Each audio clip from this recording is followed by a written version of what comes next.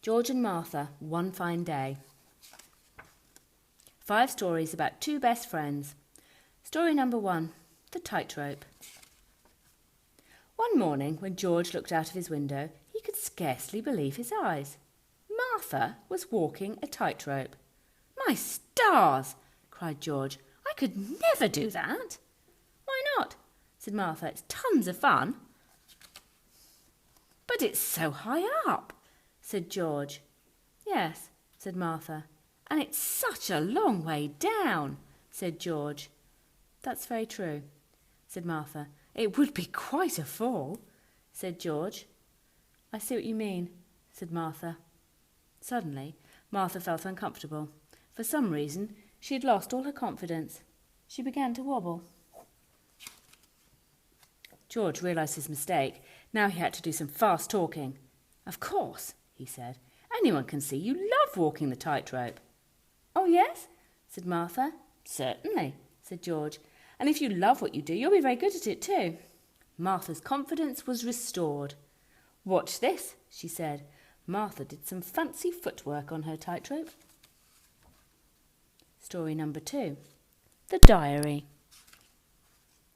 Whenever Martha sat down to write in her diary, George was always nearby.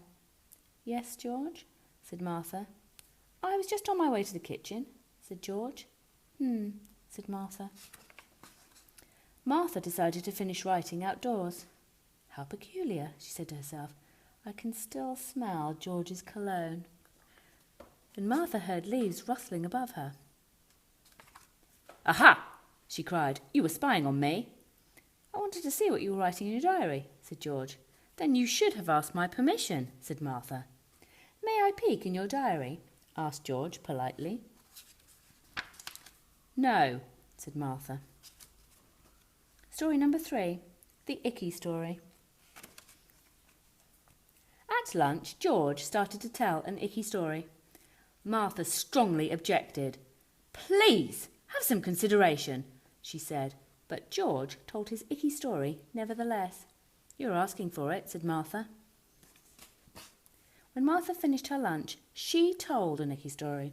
It was so icky that George felt all queasy inside. He couldn't even eat his dessert. "You're the champ," said George. "Don't make me do it again," said Martha. "I won't," said George. Story number 4, The Big Scare.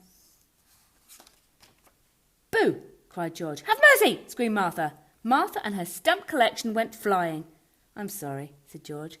"I was feeling wicked." "Well," said Martha, "now it's my turn." "Go ahead," said George. "Not right away," said Martha slyly. Suddenly George found it very difficult to concentrate on what he was doing. "Any minute now, Martha's going to scare the pants off me," he said to himself. "Maybe she's hiding someplace," he said. George made sure that Martha wasn't hiding under the sink. During the day, George got more and more nervous. "Any minute now," he said. But Martha was relaxing in her hammock. "I'm sorry I forgot to scare you," said Martha. "That's all right," said George. "It wouldn't have worked anyway. I'm not easily frightened." "I know," said Martha. The last story, The Amusement Park. That evening, George and Martha went to the amusement park. They rode the Ferris wheel. They rode the roller coaster. They rode the bump cars. They were having a wonderful time. But in the tunnel of love, Martha sat very quiet. It was very, very dark in there.